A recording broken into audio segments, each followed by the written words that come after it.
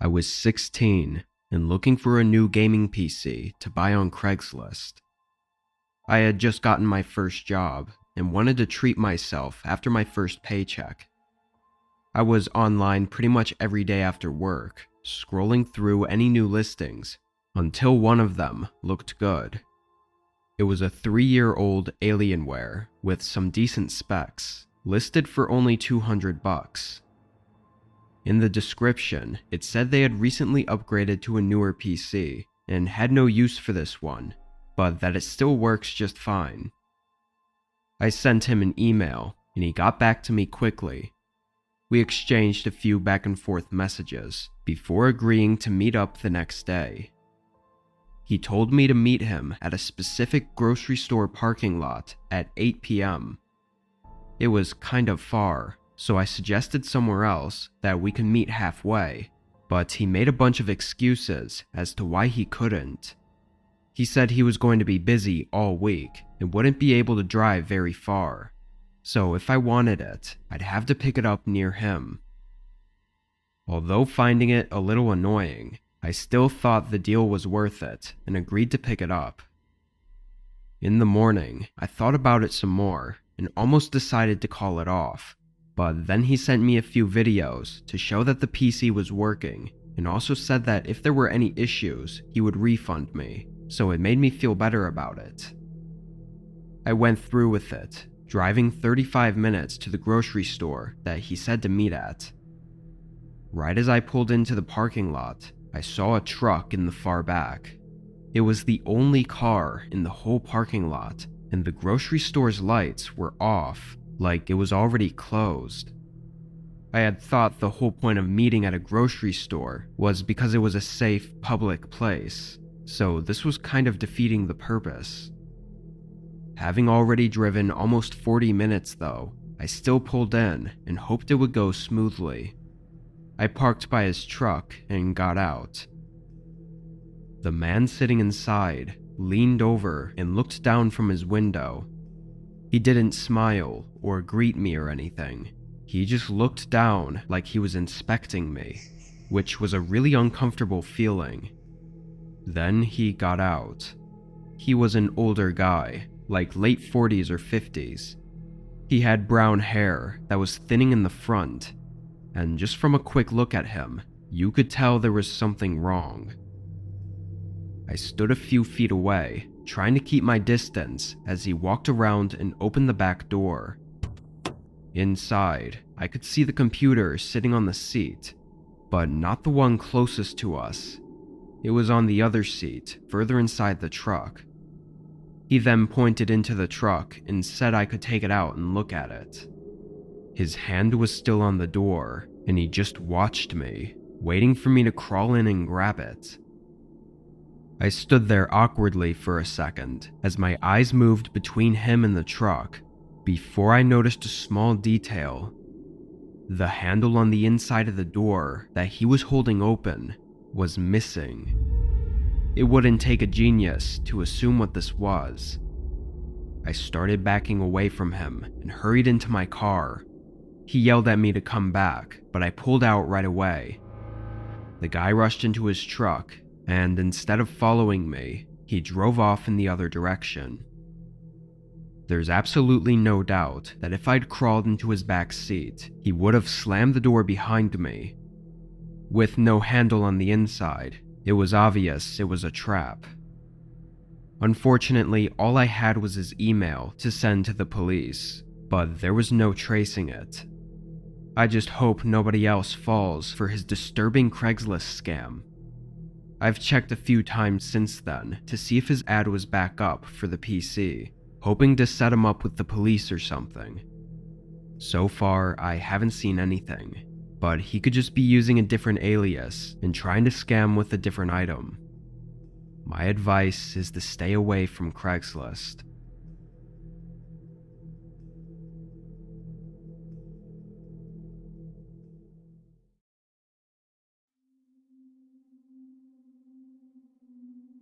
I was using Craigslist to find a condo or room in a house to live in for a few months. Most normal apartments only have 1-year leasing terms, but Craigslist was full of private owners renting out their places or rooms. Usually they were cheaper, and the owners were more willing to negotiate on the length of the lease. I had about a month to search, and I found and viewed a few places, but they all backed out last minute. Then I found another one, looking about the same as all the others. It was a room for rent in a home 20 minutes from me. The person listing it was a 22-year-old young guy. After reaching out, we texted back and forth for a few days before booking a time for me to view the room. When I drove out there and got to the street his address was on, I definitely felt a little less excited. The houses looked like they were barely standing, or just not taken care of at all.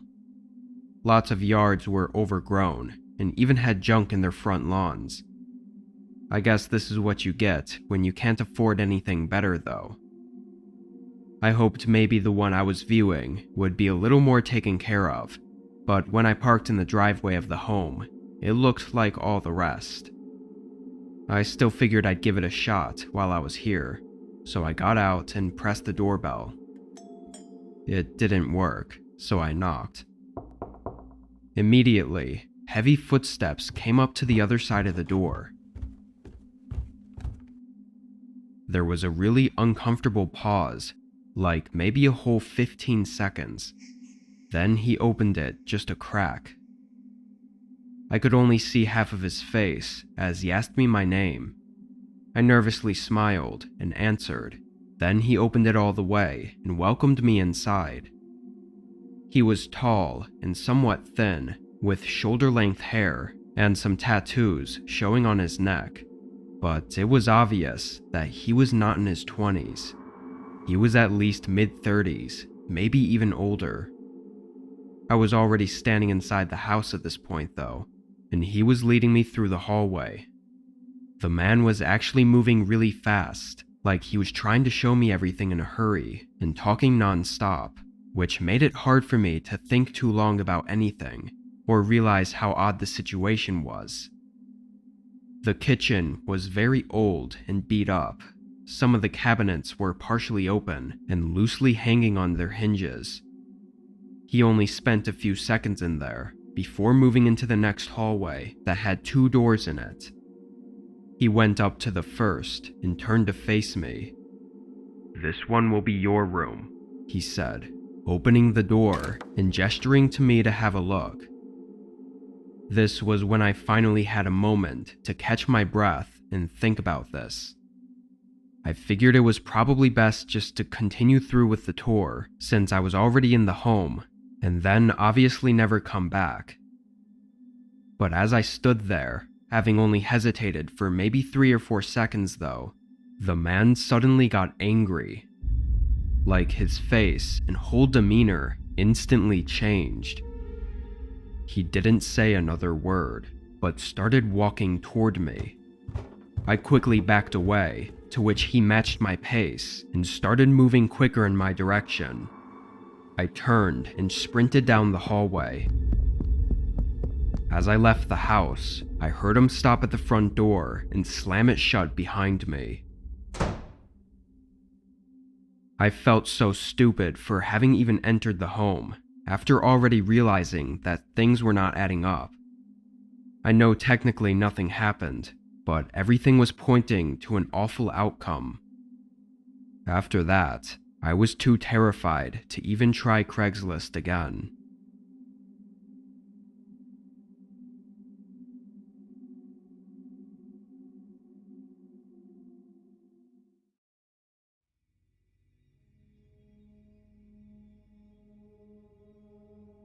I live on the East Coast. There's a lot of homesteads around here, or just in general, off-grid cabins and houses. Some of them aren't fully off-grid, but they're just far out and on large properties with 40+ acres of land. It's normal around here to buy used tools and equipment from neighbors or others in the area. At the time, I was doing construction on my property and was in need of a flatbed trailer for my truck so I could haul more materials from the hardware stores. These are absurdly expensive, but since almost everyone around here has them, there's a lot of used ones people want to get rid of. Craigslist was the first and only site that I checked on. There were actually a bunch for sale, and I sent out multiple emails. Only one of them replied though, and we scheduled a good time for me to stop by. All I really knew going into it was that his name was Devin and that he had what I needed. Again, this was a super common thing around here that I'd done a million times before, so I had no worries going into it. I drove about an hour from my place through mostly national forest roads until I made it to his driveway. It was like most around here, just a thin gravel road into the woods. I drove through and up to his house. It was a very small and really old-looking wooden cabin with a clearing in the trees leading up to it. The thing that I first noticed though was that there was no flatbed trailer on the property. I mean, it's a huge thing. It couldn't just be hiding behind a tree or something, so I expected to see it right when I pulled in. The only thing I could think of was that there must be a garage or shed in the back that he kept it in. Anyway, I parked in the grass and got out. I stood there for a few seconds to see if he'd come out and meet me, but he didn't. So I walked up to the porch and knocked on the door. While waiting, I couldn't tell if any of the lights were on inside. The curtains were covering the windows, and the sun was still setting, so it was too hard to tell. After waiting for a whole minute though, nobody had come to the door, and I started to feel like nobody was even home. Then I got a text. It was from Devin, saying to come around to the back of the cabin where he had the trailer at. I felt something off about it, but also I did assume that it might be kept in the backyard, so I walked around to at least have a look. When I looked around the corner, all I saw were trees. I walked a bit further, stopping on the side of the cabin just before reaching the back. There wasn't even a clearing behind the cabin. It was just woods, going as far as I could see. I'd had enough at this point. I started walking back to my truck, but suddenly heard something behind me. I turned and looked at the woods again, not seeing anything. What I heard sounded like someone approaching from just around the corner. I continued walking, quickening my pace, before hearing loud footsteps pushing through the grass behind me. I only caught a small view of the guy charging at me before I booked it from my truck.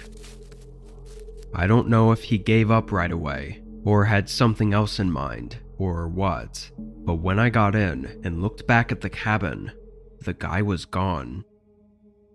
I got out of there and drove to the nearest town, where I got in contact with the police. The short of it is that the state didn't even know about any cabin built on that land, as it was supposed to be an unoccupied parcel. When they investigated, it was clearly abandoned. With there obviously being no intent to sell me anything, the guy was definitely setting me up for some kind of harmful intent. My guess is that he was hiding along the back wall of the cabin, waiting to jump me as soon as I came around. Luckily, I knew something was up and didn't walk all the way back there. If I had, who knows where I'd be right now.